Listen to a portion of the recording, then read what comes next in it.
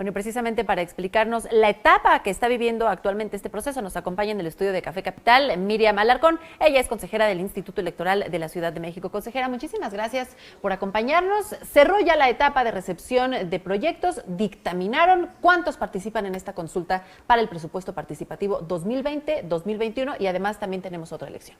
Muchas gracias, Ale. Bienvenida. Buenos días a ti, buenos días a todo tu auditorio. Sí, efectivamente ya estamos listos, pasando, ahora sí, revisando nuestra lista de pendientes, viendo que ya todo esté listo. Tenemos un poco más de 30,000 proyectos listos para ser votados por las y los ciudadanos en todas las demarcaciones territoriales. Estamos ya con toda la documentación lista en los órganos desconcentrados para que ellos puedan repartir el domingo a las 7 de la mañana.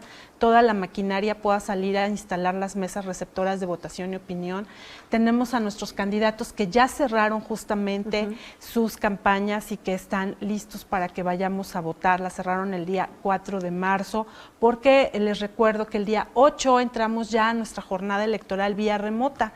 Ya la gente empezó a votar para estos procesos, tanto de participación ciudadana como de Copacos, el día 8 de marzo, y estamos votando hasta el día de hoy a las 0 horas vía remota por internet. Así es que si alguno de ustedes se preregistró, si alguno de ustedes tienen sus claves para votar, no se olviden que hoy hasta las 12 de la noche es el último día para votar por internet, vía remota desde su casa, desde donde estén con su teléfono móvil. Y el día 15 de marzo, El próximo domingo, a partir de las 9 de la mañana y hasta las 5 de la tarde, estaremos en las mesas receptoras de opinión para recibir la opinión de todas y todos. Habrá dos opciones por las cuales debemos de participar, debemos de votar: la elección de los comités de participación ciudadana y la consulta del presupuesto participativo 2020, también para el próximo año, porque será un año de elecciones locales. Si por ahí, consejera, hay algún despistado que no se enteró de qué se trata el presupuesto participativo, ¿para qué sirve mi colonia y por qué debo de ir a participar como un ejercicio de participación ciudadana el próximo domingo? ¿De qué se trata? Esto es muy sencillo. El presupuesto participativo es el 3% del total del presupuesto recibido a las demarcaciones. Por las demarcaciones se determina para que se aplique este 3% dividido entre el número de colonias que conforman la demarcación, y se va a aplicar a un proyecto que las y los ciudadanos hayan presentado. Es decir, si mi vecina presentó un proyecto para mejora de parques, para luminarias, para que haya a lo mejor botes especiales de basura para las heces de nuestras mascotas, en los parques que están, cada vez hay más mascotas y paseando, todo eso está puesto para que nosotros nos metamos a través de la página del instituto, y ahí podemos revisar www.ism.mx cuáles son los proyectos que están designados para mi colonia. En la plataforma ahí lo van a encontrar. Y lo mismo para los Copacos.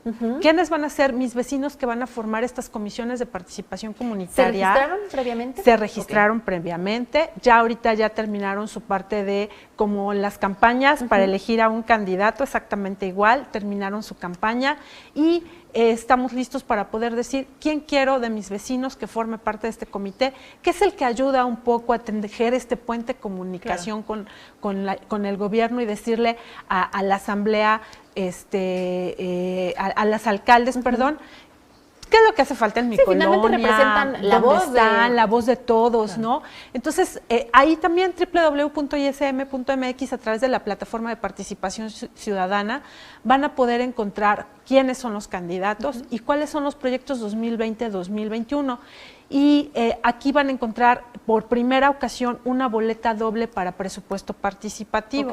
Una boleta que nos va a decir cómo el A y el número del proyecto corresponde a 2020, y B y el número de proyecto que corresponde a 2021. Vamos a marcar en esa boleta por única ocasión dos proyectos para ver cuál es el ganador en cada uno de estos años, y por lo que hace a los Copacos, pues se va a votar por un número que es el que se le asignó a nuestro candidato. Habrá, antes de entrar a la mampara, un listado con el nombre de los candidatos y con el nombre de los proyectos que nosotros tendremos que identificar, guardar en nuestra memoria, por ejemplo, A20 para 2020 y B21 para 2021, ¿no? Y entonces yo escojo esos dos y los tacho en mi boleta de proyecto de presupuesto participativo, y para Copacos elijo un número, 60 o 30 o el que donde esté mi candidato de preferencia, me llevo ese número en la mente y en la boleta lo marco. Nos decía, consejera, los proyectos ya los podemos consultar en la página del Instituto Electoral de la Ciudad de México. La sugerencia es que los revisemos pues con detenimiento, claro, para que podamos elegir la mejor opción según nuestra opinión, que es lo que va a evaluar el Instituto Electoral de la Ciudad de México. Si no tuvimos conocimiento antes de estos proyectos, el día de la recepción de estas opiniones y de estos votos el 15 de marzo, ¿habrá la oportunidad de conocerlos o hay que hacer la tarea antes? Yo les recomiendo que hagan la tarea antes, porque lo que vamos a encontrar en las mesas receptoras de votación y opinión es única y exclusivamente el nombre del proyecto. Okay. Es muy difícil que podamos poner nosotros los proyectos totales, claro, porque son proyectos que están hechos con detenimiento para poder decir dónde lo vamos a hacer, tienen sus propios mapas, en qué consiste el proyecto. Entonces, realmente los proyectos están conformados por 2 o 3 cuartillas, que si los vemos a la luz, claro, del día en una colonia donde haya 15 proyectos, pues va a ser muy difícil que lo estemos revisando. Yo por eso los invito a que lo hagan previo.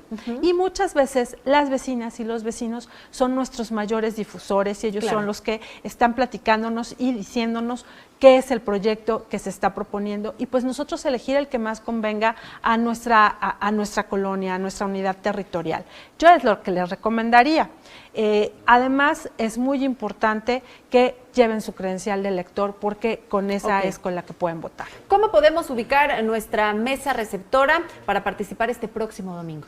Bueno, pues deben de tener en la mente su demarcación territorial y su sección que viene en su credencial de elector, y en la página del instituto www.mx, www.ism.mx, ahí podrán localizarla. Ahí y también les quiero dar los teléfonos del instituto, donde ahí también podrán vía telefónica a través de Participatel, que es 2652-0989, y CTSM, que es 800 433-3222. También pueden consultar vía telefónica y les podrán ayudar para decirles dónde está su mesa. Muy importante, 2 alcaldías, Alcaldía Cuauhtémoc y Alcaldía Miguel Hidalgo, participarán por primera vez con un voto electrónico. Hay que sumarnos también para involucrar la tecnología en el tema de la toma de decisiones. Yo creo que no solamente es la tecnología, eso nos puede ayudar justamente con este principio de austeridad, que podemos nosotros apegarnos a este tipo de mecanismos donde nos van a permitir un ahorro importante,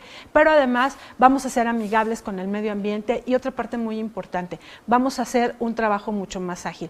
Van a encontrarse una tableta donde van a votar, ahí van a encontrar el nombre del proyecto de su preferencia o el nombre de su candidato de su preferencia, ahí sí lo van a encontrar directamente el nombre en la boleta, y lo único que tendrán que hacer es igual llevar su credencial de elector. Los responsables de la mesa los ayudarán en la operación para poderles habilitar la boleta, y lo único que tendrán que hacer es tachar el nombre de su preferencia, el proyecto de su preferencia, y con eso en menos de 3 minutos ustedes estarán fuera de la mesa receptora de opinión.